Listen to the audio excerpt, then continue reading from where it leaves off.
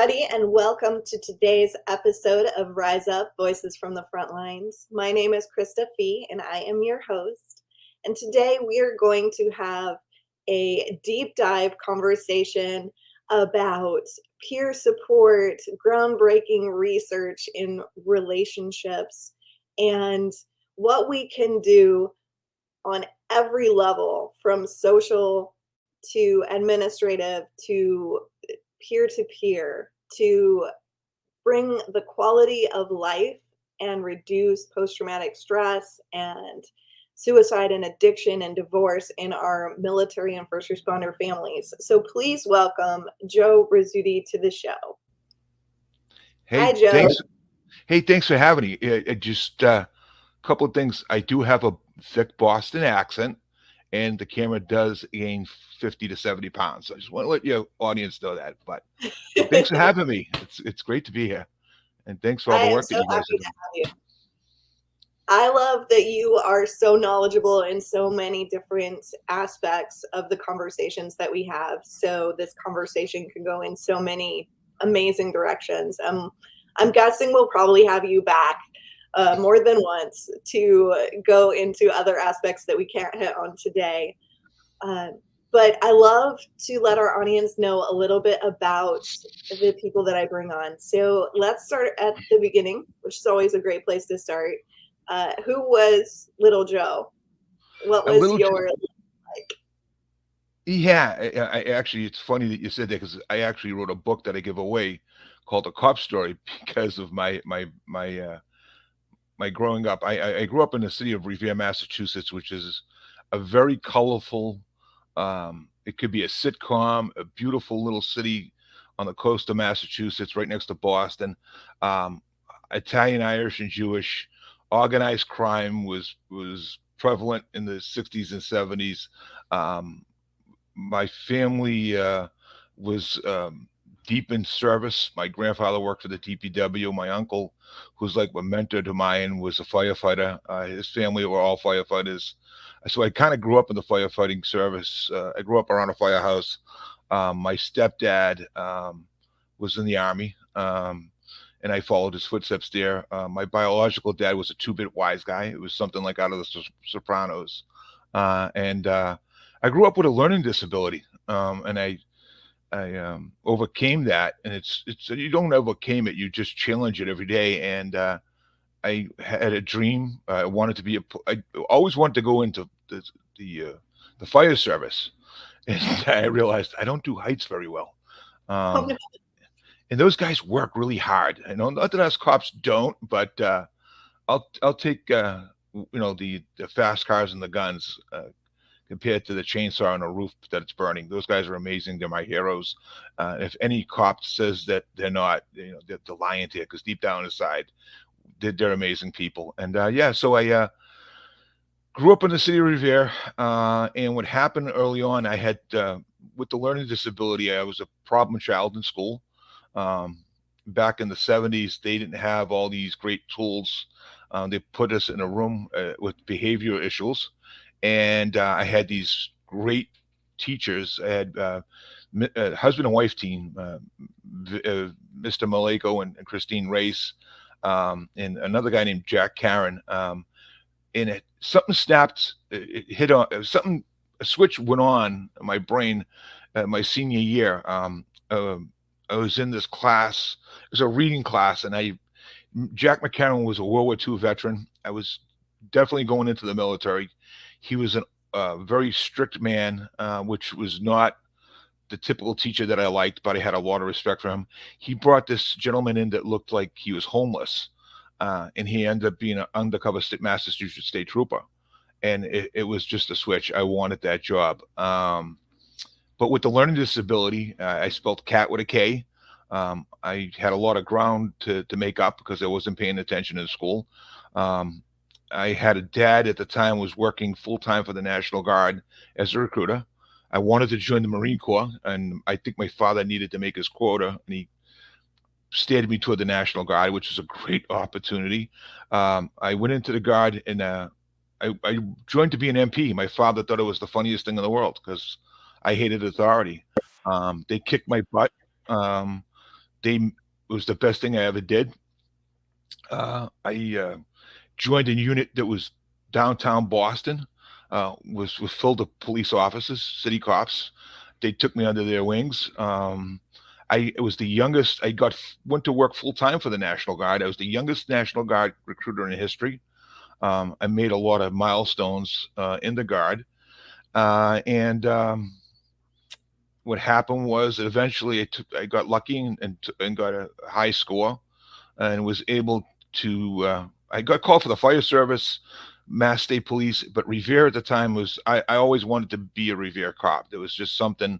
I used to see these guys do choir practice, and I'll get into that a little later. And I was able to obtain my dream, uh, and I did it for about 20 years until it was cut short due to an accident. Um, but in the meantime, somewhere along that way, I had a bunch of traumatic incidents, and we're very fortunate to have the Boston Police. I still refer to as the stress unit. Um, that was really the groundbreaking for this whole movement that's going on through this country. It's been around for 40 years. Ed Donovan, who's still alive, his son is Mike Donovan, the famous comedian.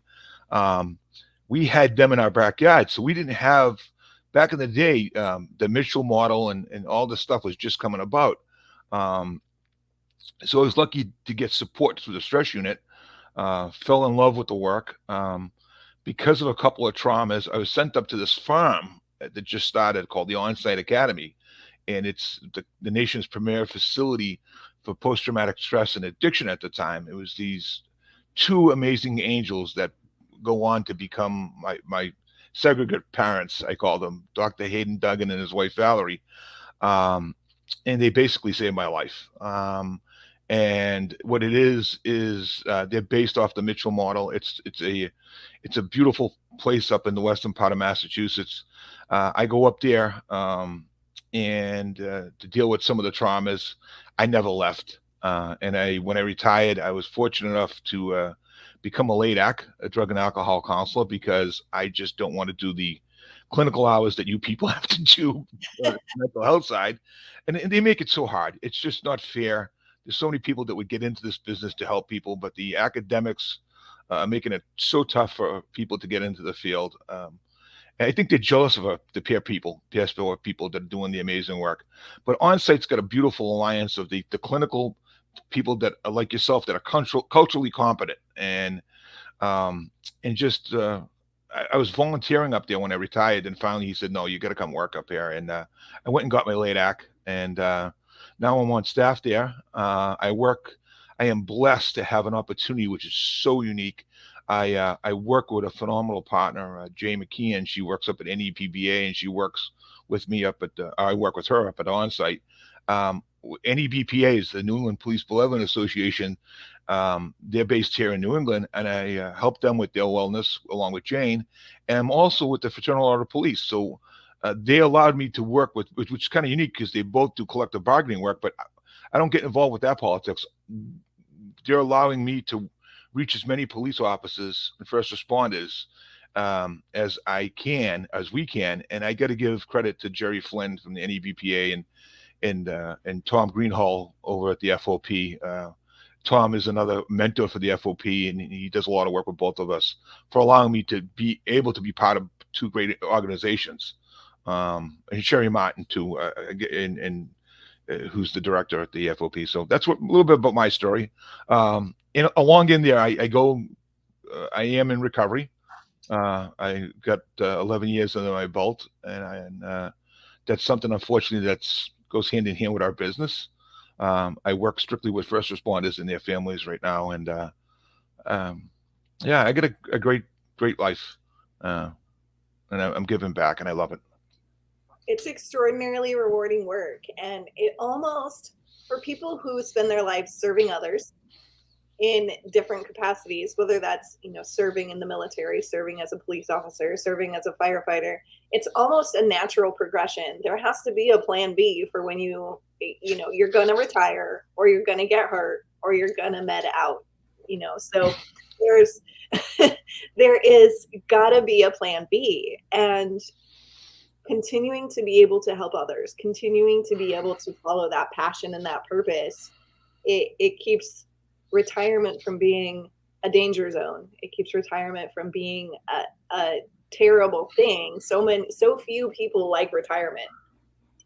Yeah, it's you're spot on. And I do a lot of work, and we're going to be doing more work on retirement. It's something that we're really pushing. Um, you need a purpose in retirement, right? But especially for first responders, I got hurt, and you go from 100 miles an hour to zero. You go into that danger zone where you pick up the substance, or what happens is you're looking for an alternative to replace that. And I'll just share with your audience is that we hear this all the time. Um, the job is addicting. The job is. I'm going to put it right out. It's the closest thing to sex as you can have is to get into that cruiser or that fire truck, and when those tones go off, or that hot job comes in, and your community knows what I'm talking about. They're all probably smiling because there is nothing like that.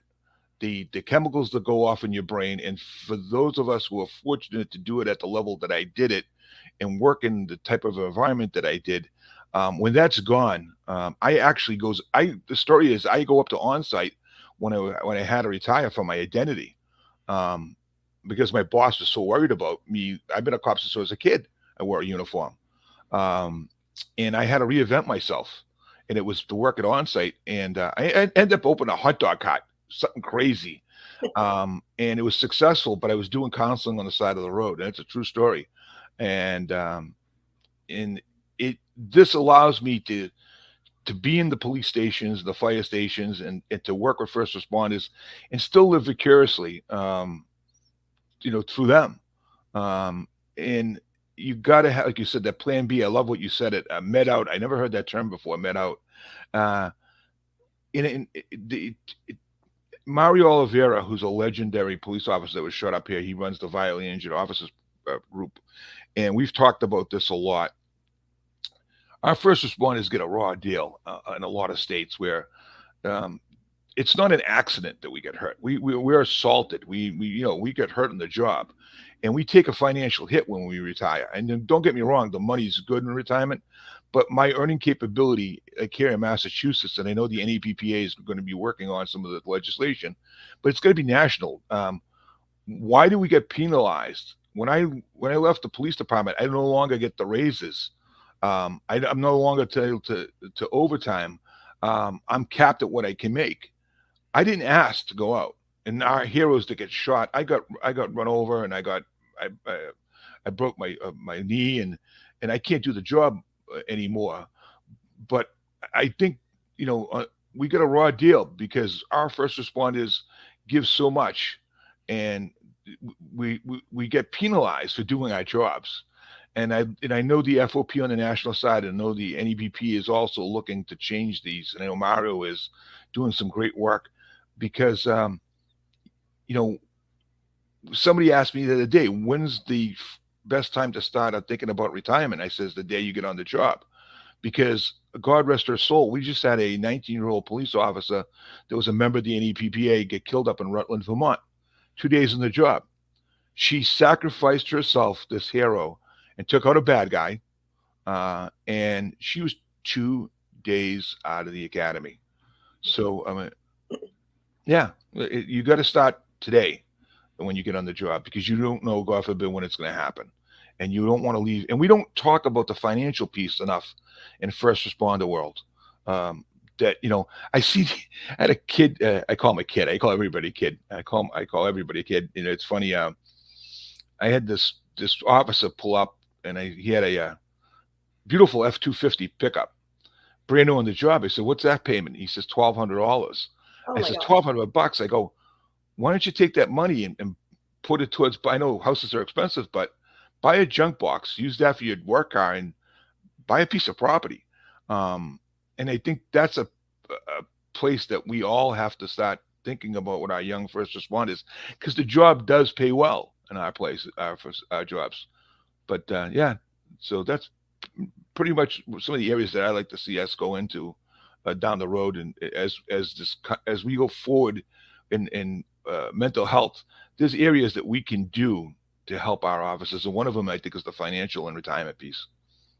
Right. I love I love to challenge people on this conversation because there's a lot of organizations out there, and I work with a nonprofit coach to help us speak about what we do in the best possible way. And he's really angling, he really wants us to say mental wellness for first responders. And I said, that is not what I'm talking about. What I want to talk about, what I want to change this conversation to is I want to stop talking about mental illness, mental wellness. I want to talk about lifestyle wellness. I want to talk about it Yeah. being more than just the job. I want to talk about it being a whole person, whole life set of trainings that start before hire and go all the way through retirement. And we normalize that we talk about this stuff. We normalize that we talk about finances. We normalize that we talk about relationships. We normalize this idea that we're talking about coping strategies and stress reduction, and it doesn't have to be about illness or being broken or being, we're so reactive in this particular, like, we talk about post-traumatic stress disorder all the time. Like, that's what people are familiar with, suicide and post-traumatic stress disorder. But we're talking about the hundreds of thousands of moments that happen before that. Yeah, Right? the cumulative stress that goes on every day that our people are so resilient. They are resilient. It's just that the way they mitigate, everybody mitigates stress different, right? And let's face it, when you take these jobs, it's going to be a stressful job. It's Right. also the way you perceive it. If you listen to the negative Nellies in your roll call rooms and your fire stations, not so much the fire stations. The fire service does a better job than us. Um, you got to have that positive attitude. I used to drive my cops crazy because um, I love the job. I had this young cop one time complain. I said, "Where did you work prior coming here?" And he said, "Staples." I said, "Why don't you go back there? Because you know what? If you don't like this job that's giving you a great listen, they paid me a lot of money to drive a brand new police car really fast, to shoot guns, to to drink a lot of coffee, which I just gave up, and to talk to some amazing people. Um, we always talk about the negative calls in the job, and I just recently discussed this. We got to start thinking about the good calls. People go, well, there's no good calls. There's a ton of good calls. You just got to know how to look at them. And you got to get out of the cruiser. These agencies that don't teach their offices, it's okay to get out of that car and talk to the public, engage the public. The only way we're going to beat that false narrative that was put forth by and I don't want to get involved in politics, but that false narrative by that group, I'm not even going to mention their names, um, that labeled all our police officers as murderers. It's just the farthest thing from the truth. You know, the first line of defense for civil rights is our police officers. Who's enforcing civil rights laws? It's the patrol officer. I've done it, and you know, the job can be an amazing job. It's just the way the leadership needs to reframe it. That's all it is. And if we reframe it that, try to make this job a little bit pleasurable instead of miserable, and that comes from leadership. Um, we can cut down a lot of the stress that's out there, and I believe that 100%. I really do. I still think the foundation of police work is relationship and communication, and those are the most important skills that any officer can have. Is de-escalation. People like to talk about that, and really all that is relationship and communication.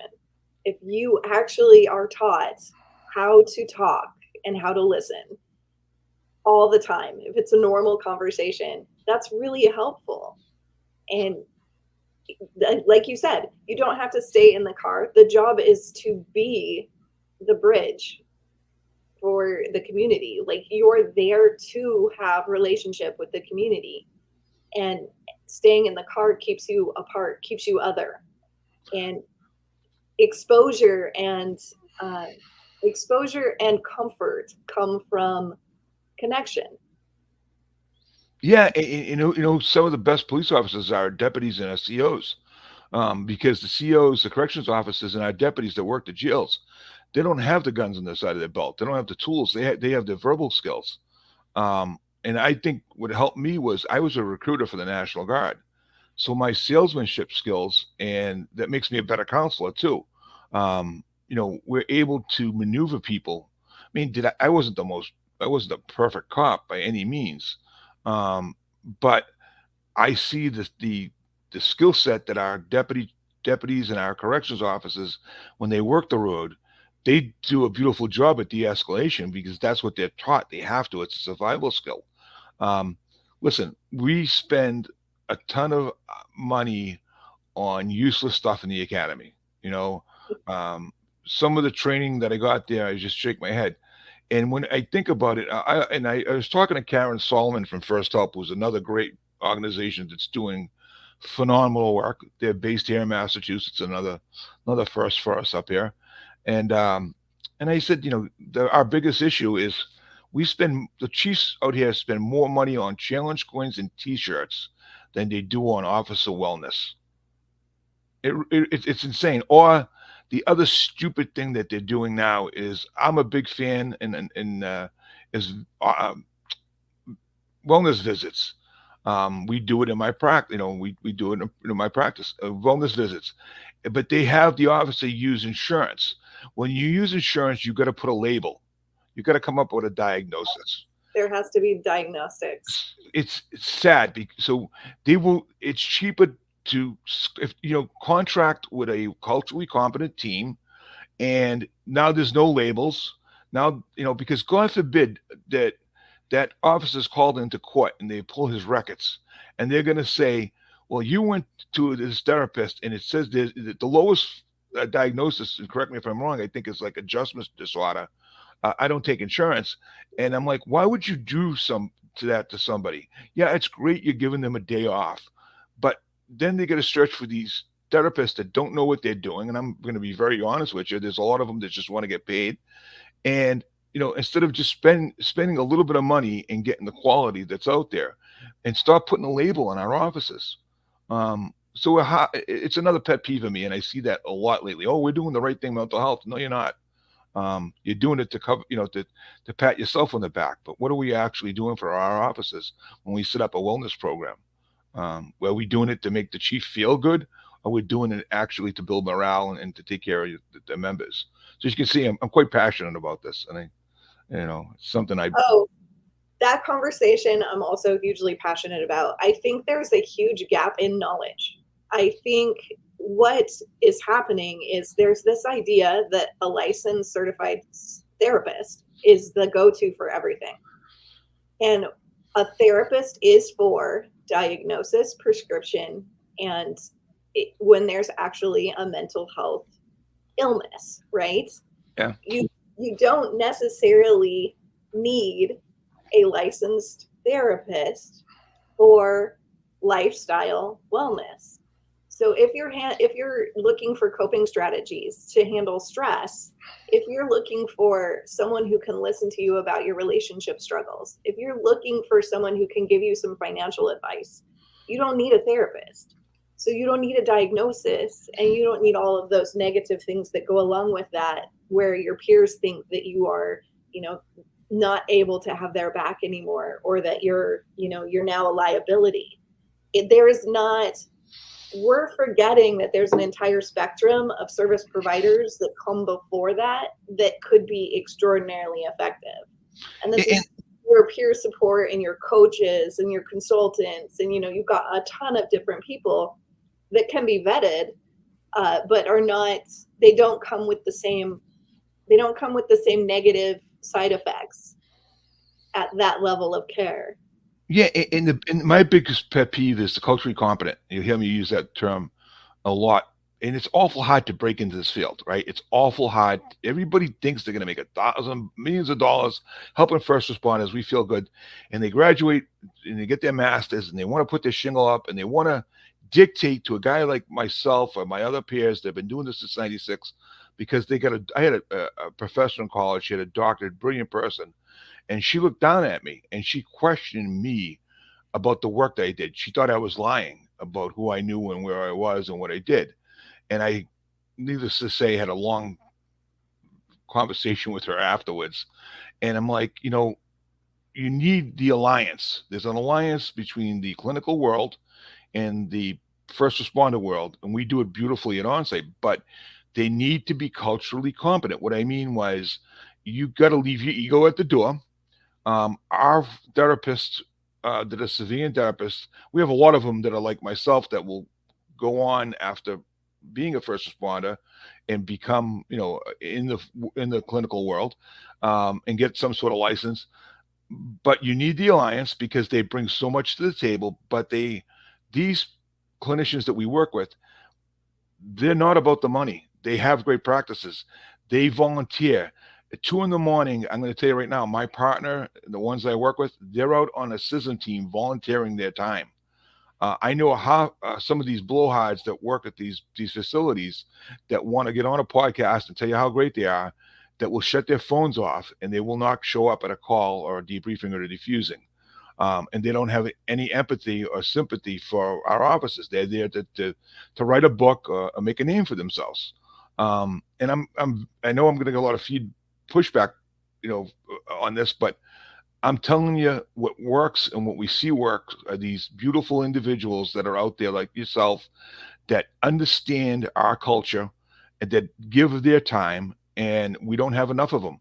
And the other question is, how do you get involved? How do you get to be culturally competent? And we tell them, you volunteer. You start out volunteering. And there is a difference. Like, the other big push now, that's going on throughout the country, is we've got the CIT clinicians, the ones that work out in the community. They're doing great work, like responding to mental health calls. But they don't, and they should never be doing the work of peer support or officer wellness. They can't cross that line. And a lot of agencies are making the mistake of using them. They have no experience of working with police or firefighters, like corrections officers. So to get the experience, you need to volunteer, I think, first, and work at facilities that work with first responders and get a little bit of credibility. Because there's a lot of people that are doing more harm than they are good right now in that world. And I'll say that's enough for me on that, because I know I'm going to get pushback. But it is what it is. I say that all the time. It's no big deal. I've actually thought I've attacked therapists a number of times. I don't mean to attack therapists in general, but because I see first responders every day, I get all the stories of, I tried going to therapy and this is what happened. I tried going to therapy and my therapist cried. I tried going to therapy and my therapist looked at me with big, huge doe eyes and said, "How could you?" Or like these different things that happen. And I'm like, well, that's malpractice. I'm like, you said you were able to take first responders. And if you can't sit there and listen to the story of the 2-year-old that was scraped off of the road, if you can't handle that, that's not the work for you. Don't see first responders. If you're not ready if you're not prepared and capable of maintaining your composure under any circumstances. And those circumstances can be someone admitting guilt for something horrific. They can be, the horrific details of a scene that they've been to. Whatever it is, you've got to be able to just be okay. My face cannot change no matter what you say, because the slightest disapproval and that guilt and shame that this person is feeling is going to be confirmed. And I can't help someone heal from guilt and shame if I'm confirming that they ought to feel that way with my body, with my facial. You're spot on. You're spot on. You're spot on. And you're talking my language. But we do have a lot of great, I don't want people to think there's so many great clinical people out there that are doing amazing work. Colonel Dave Grossman is one that comes to mind. Kevin Gilmartin, Dr. Duggan that I work with, and Valerie up at his wife up at Onsite, my partner Jane and Tommy and Linda Repose. I could name them, but the difference with them is they take the time to ride in the cruiser. Right. They respond to the call. They do stuff for nothing for our people. And they get great practices. I mean, a lot of these civilian clinicians that we work with, they're very successful in their own right. but they're just the most beautiful, empathetic people and giving back. So we have to, and I got to give. This is where I give Sherry Martin credit at the FOP level. She's got a vetting guide that anybody can get if they go to the FOP website, and we vet our clinicians. If like when you call us, we have clinicians that will get you in right away that we work with that are culturally competent. That do take insurance because at some point in time you have to take it, right? Because you have to do a diagnosis, but they understand the culture. And I've probably got 12, not, probably five, I would say five good ones that I use that specialize in different arenas. Like Tracy Parsons up in this neck of the woods. She's one of our go tos for relationships. And she understands our people. We've got specialized clinicians that are first responder friendly, and they just didn't happen overnight. You know what Right. I'm saying? So, but anyways, good Right. stuff. It takes, just ask the questions. When you go to see someone, you are hiring them. Like, you have the right as an individual to ask them questions and choose if they are the right person for you. You don't have to see whoever you get sent to first. So think of it as a job interview, and you're interviewing them as much as they're interviewing you, and ask them what their background is. Ask them why they work with first responders. Yeah, Ask them how many first responders they've seen, and what are the outcomes, what are their success rates. It's okay to advocate for yourself. that is if that if is anything, not a bad thing.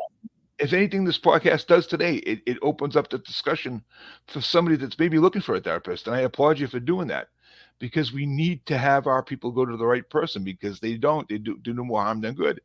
Um, I wouldn't have got to I wouldn't have come up with the hypothesis and the work that I am doing now on relationships if it wasn't for a civilian therapist that I work with. Right? My partner Jane, and she spent years working with first responders in relationships, and what she brought to the table and set off a lot of red flags that I seen in my studies on police suicide, and we're able to come up with this hypothesis on relationships and how they relate to police suicide that we had written and taken down to the conference. I took down to the conference down in Nashville. We ran it by a bunch of people. Then we ran it by the VA, and I ran it by First Help. And we're able to develop a relationship group now where we work. And this is all stuff that we see that she brought to the table because she spent years working on first responders and their marriages and their relationships. I come in from my world at this peer support, and I'm going, yeah, I see this, I see that. Oh my God, this is we got a profile here. You guys call it hypothesis, we call it a profile. I'm a big fan of John Douglas and the guys from the behavioral science unit. But so, and we're able to now put this uh, profile out there, and we're able to see now um, if we see these traits in somebody, that I guarantee you're going to see a past childhood trauma. You're gonna see the lack of sleep. You're gonna see the infidelity. You're gonna see the financial issues. You're gonna see the substance abuse.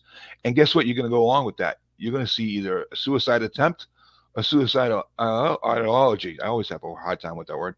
Um, and it didn't take a rocket scientist to figure it out. That was the alliance between a, a, a culturally competent uh, therapist that worked with first responders and a lunatic like me that is passionate about this.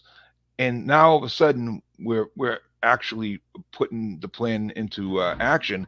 And I got to give my boss credit, Dr. Duggan. Instead of like the clinical world, they want to research everything. They want to get a grant and research because they want the money for the research, right? My boss is just the opposite. He was awesome. He's like, you got something, now come up with a plan and let's attack it and come up with a relationship group. And we have, and we're the only ones that I know that are doing that type of work. And it's been groundbreaking, the people that we're helping, because we're getting them to talk about the death of their animal, right? Listen, uh, when animals and first responders go hand in hand. When one of my bulldogs died, I ended up in the hospital. I was having a heart attack. Why? Because they're unconditional love. At 2 o'clock in the morning, when I come off a shift and everybody's sleeping, and there's a bottle of Tito's there, and there's my bulldog. and I want to cry about the dead kid, I'm crying to my bulldog. I'm crying to my animal. And when they pass, it's traumatic. But in our studies, we're finding that animals and first responders go hand in hand, and you got to talk about that relationship with the animal. And it's been groundbreaking, and I'm so happy I'm involved in that type of the research and the work that we're doing. That's awesome. That's totally awesome. I love that. I've been buried in a research project on the connection between childhood adverse experiences and the choice to go into a first responder profession, that inclination to choose to help others. So that's my brain has been wrapped around the, like, everyone I talk to has the same story. So what is this? And the research that exists is not really wanting to completely link those adverse childhood experiences to necessarily to our adult choices. There's a lot of vague language and a lot of, well, this might be associated, but as a academic world, we're refusing to take a stand and go, okay, look, there is a connection here. There is something here. How can we use this for risk assessment and for creating knowledge base for our new first responders to go, I already have these childhood adverse experiences. I'm already at risk for post-traumatic stress. How can I mitigate this knowing my weaknesses as I go in? And I hate to use the word weaknesses, maybe vulnerabilities or predispositions is better.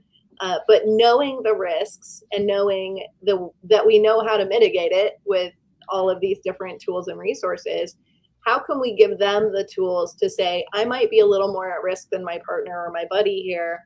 I'm going to take this more seriously, and I'm going to do these things that mitigate my stress and that keep me mentally healthy from the very beginning and the outset of my career, so that I don't end up with these negative outcomes. So that's the work that I'm like super passionate about right now. Oh, you're talking my language. Listen, I fully disclose I was assaulted as a kid, and one of the studies I disclosed it at 45 years old up at onsite, and we had the work that they did was some of the research. You might want to talk to Valerie on that. Is that we know that it's proven that uh, people who have had the ACEs or the childhood traumas, they come into this profession. It's We see it every week. And I came into this profession, and I realize now because I had somebody rescue me, and we see those heroes that they're our saviors. We want to go in there and help somebody because somebody helped us. We come into that profession. I really believe that. So that's something that is absolutely positively there's something there. Again, how would you know this unless you talk to first responders and you have an open mind? You Right. know, you're not going to get this type of conversation at Doc in the Box or some of the higher academic places. Listen, we've got some of the best mental health facilities in the world that still refuse to hire a peer support person that because I don't know if they're afraid of having that peer on staff because they're a threat. Um, but you need the alliance, and there's absolutely something about first responders who had the screwed up childhood or the abuse that will come they come into this profession. I honestly believe it, and they make some of the best first responders. But you're right, they become vulnerable, and that's the hypothesis that we see is that we self medicate because when we get the cumulative trauma, because society has taught us to self-medicate, the professions taught us it's okay after the we drink all through the academy. It's Right. okay. It's part of the culture. Yeah, it's part of the culture, but God forbid you use a CBD product, right? That actually is going to help somebody. I'm a harm reduction guy. When's the last time I ever had a fight with somebody that was, and I'm not advocating for THC by any means, but on CBD, I look at this distorted sense of what works and what doesn't work. I mean, let's face it. You could tell a cop all day long they got to work out and eat healthy. It ain't gonna happen to 40% of us because 2 in the morning when you've worked 10 hours and the only thing that's open up here is Dunkin' Donuts or 7-Eleven. and and you're drinking a gallon of coffee, which I'll get into in a minute about the caffeine addiction, um, it ain't gonna happen. So what do? You were taught it's okay to drink, but we never talked about the side effects of drinking, called alcoholism, and what it does to us, and what it does to our culture. So yeah, these are conversations that we got to start having about the relationships, and we got to have we we got to finally start having the conversation that not everybody's an alcoholic, but we have to make people aware that if you're going to self medicate over a trauma, put the jug down, go see a therapist, go get help. It's simple as that. Right? Knowing, recognizing for yourself the difference between I'm having a drink and I'm coping. Yeah, it's that second drink, right? The first drink, we know it's a stimulant. It's the first drink, you're going to feel good. That we call it the sucker drink. But we know now, because of the neuroscience, your second and third drink become a depressant. And what are you doing? You're chasing to try to find that first drink. You're trying to find that high. That's exactly what's going on in our mind. But we don't realize what we're doing is we're putting that poison, it becomes a depressant. And then we go down the rabbit hole. Listen, the studies show what is it 96% of the police suicides involve with alcohol and a firearm. You take out those equations, and I think that study came from the VA. I'm not, I know I heard it. It's either the VA or First Help. When you take those things out of the equation, you get a 70% survivability, right? In suicide, you know? And I applaud the work that Karen did with getting that federal bill that's out there. As long as I guess the way the bill reads is that if the first responder has sought help, there's a survivor benefit now for suicide, and that's the work that first responders did to get that bill, and their families. So it's good stuff that's happening. Yep. So you work a lot on relationships. Yes. Let's talk a little bit about first responder marriages. Well, it's I work as a team on that. The whole concept that we work at onsite. It's something that we see all the time. We started a relationship group based on the work that me and my partner did, Jane. But actually, the work was being done by Valerie and Hayden up at onsite for years. We just kind of enhanced it. We see almost. If I had a thumbnail sketch on statistics, it's close to 80% of our first responders that will come up and that will talk about relationships or they that had a relationship in the past but didn't know how to talk about it, either being a past childhood relationship or a marital issue, or the marital issue becomes because of the childhood issue that's got fired up over the trauma that's not being treated right. Um, you know, I think at one point in time on my own job, on my shift, we had like an 86% divorce rate or infidelity rate, and nobody wants to talk about that. Okay, but it's real. It's real and it's happening. So and I talked a little bit. Colonel Dave Grossman's got a book out that he was awesome that he autographed for me. It's called the Bulletproof Marriage. I'll give it a plug because he's done some great research in this stuff too. So what we're seeing is it's common sense, right? You're going to change. You go from a civilian, you go into this crazy world of first responder world, and all of a sudden you're not your needs have changed at home, right? You're seeing all this horrific stuff. Um, you're not communicating. You communicate more with you're spending more time with your brothers and sisters. I had talked to an agency yesterday. They do 16 hours in a cruiser. So if you're doing 16 hours with your partner in a cruiser, how much time are you spending home with your wife and kids? And what's that look like? What's that marriage look like? And so what happens is you reach out to somebody that's showing you that attention that you're not getting home. But before you know it, you get the guilt because you're doing it, and you go down that rabbit hole where that guilt becomes, the alcoholism. You're spending the money, and before you know it, you're thinking about there's no way out, and there is a way out. There's a lot of ways out, and sometimes the marriage is done. Right? Sometimes the marriage changes because of the job, and that person that you married is not a good fit for your profession. We have to be honest about that.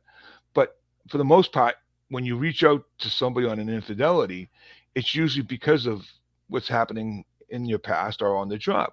So we have to talk about it because it's happening all the time, and it's costing people's marriages. It's costing families to be split apart. It's also causing alcoholism, and it's causing suicide in the end. Um, like I said, it's not all. You're going to change. There's no doubt in my mind. I don't. Unless you've been married for 5 or 6 years prior, the job, it will change the dynamics of what's going on at home if you let it, and that's the key. If you let it. So the work that we're doing up there is we're identifying the stuff, and we're seeing more of it, and people are getting help, and we're saving marriages. And these therapists that I talk about, they're saving marriages and they're saving families. And it's amazing work that they're doing because they understand the culture of the world of being a first responder. And if anybody says it doesn't change you, they need to go find another profession. Um, you know, No, interestingly, the an observation that I've made in my practice is the best the best marriages with first responders seem to be marriages where both parties are first responders. And if you dig into that, why might that be? You have to go, okay, well, they understand each other's culture. They understand each other's language. yeah, They feel safe telling each other their experiences and sharing their burdens of their day. So there's all of these elements of how do you make an how do you make a civilian first responder marriage have those same qualities? How do you build that trust that a first responder feels safe sharing their experiences and their emotions the way that they would feel safe if their wife was a nurse or an EMT or whatever it is? But how do we bring spouses that are civilians onto the same being a part of the family, being a member of that culture? We have to include them. We have to start bringing them into the experiences of the job. We have to let them, it has to be embedded into the culture at work to some extent.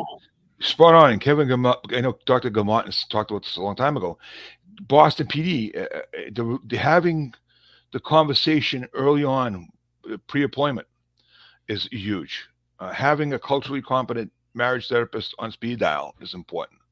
Um, the communication skills. I give an example, and one quick tool is, I'll tell people, and I used to get in trouble with this all the time. Like, I would come off a shift, and if my significant other wanted me to go to a function, I did not. I had no business being at that function because I haven't de-escalated for 24 hours.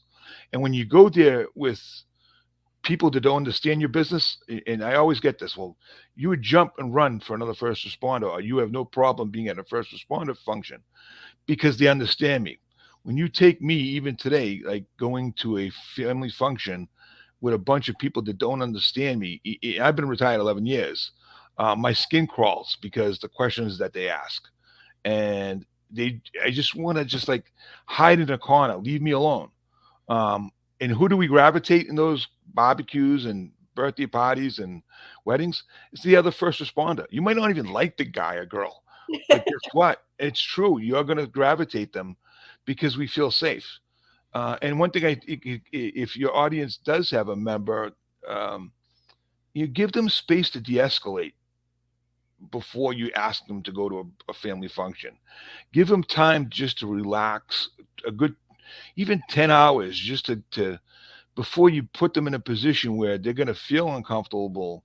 Because let's face it, we are comfortable with our peers, and we change. Our lives are going to change. But anyways, I know we're getting short on time, so stop babbling.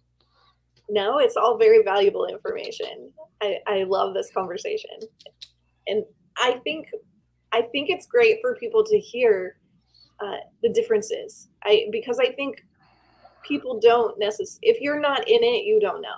If you're not in it, you just see these people that act, standoffish and tense, and That's the person at the party that's standing with their back in the corner and is watching everybody. Or carrying the gun, right? Why are you gonna take that gun into my barbecue? Right? So Uh-huh. what's wrong with that dude? Why is he so uptight? Why is he so stressed out? Why doesn't he like me? That's the other. Why doesn't he like me? So it's good to have these conversations. I think part of our job here with these podcasts is to help humanize the uniform, to help remind people that the person that is in this role is just that, is still a person, and there's thoughts, feelings, emotions, dreams, a family, obligations, stresses, and imperfections, and we need to accept that. We can't continue looking at first responders as more than human or less than human, and that's the cultural tendency, is one or the other extreme, and it's very important to just go, that is still a man, that is still a woman, and they have the same needs that I do. So how can I allow them to have those needs and still wear that uniform? Yeah, yeah. It's so important, especially now where we're losing so many people out of this profession. People are retiring, aging out, and people are coming on the job and leaving because they don't, especially on the police side. Our numbers are so down right now, and it's dangerous. It's absolutely dangerous. We're asking officers to do 16-hour shifts, which is, it's insane. The lack of sleep is worse than being on cocaine and heroin.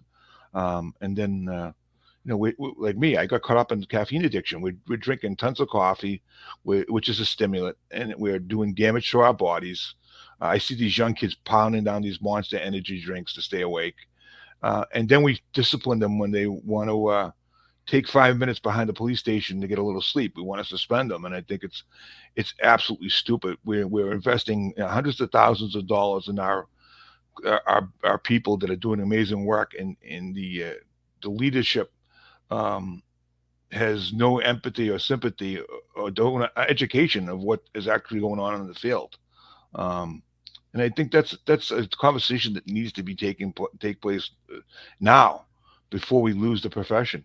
You know, I'm hearing some people are having 48-hour shifts, 48-hour shifts, and then 4 days off. well, on the fire service that's prevalent. But we're seeing now on the PD side, it's very common. We're talking without even being forced. This is collectively bargained into their contract that they're doing 16-hour shifts. A lot of them do it because they like it because they get to have the time off to work. Up here, we call them details or overtime. You know, we're well compensated in Massachusetts for our work, but the truth of the matter is, you know, when do you sleep? It's the Ferguson effect. When you look at somebody's eyes and you can tell that they're making a mistake, a tragic, deadly mistake. I would ask is, on a lot of these use of force issues that have gone south, well, when's the last time the guy slept? When's the last time you talked to a mental health professional for a check in? You know what I'm saying? When you put your officer, or you see an officer working, the 16 hours, how effective can they be? Our firefighters get to stand down, right? Our firefighters train during the day, but they get to stand down. I'm not saying that we're paying guys to sleep in their job, but we have to be more cautious. Hey, listen, here's my pet peeve. If you're forcing the patrol division to work 16 hours and you got people on 5 and 2 on admin schedule that go home and don't work weekends, get their butts out of their desks and make them fill in these shifts. If you've got command staff that isn't pulling a shift to alleviate some of the stress that's on patrol, you're not an effective leader. I came out of the military where we're taught that your troops eat first, not you. Right. Anyways, Servant leadership is long lost. I don't know what they teach at that FBI academy or what they're teaching on officer wellness down there, but it seems like when these people come out of that school down there, they try to reinvent the wheel, and it's common sense. Take care of your people. Take care of your people. Absolutely. So before we go, Yes. how can people find out more about the organization that you serve?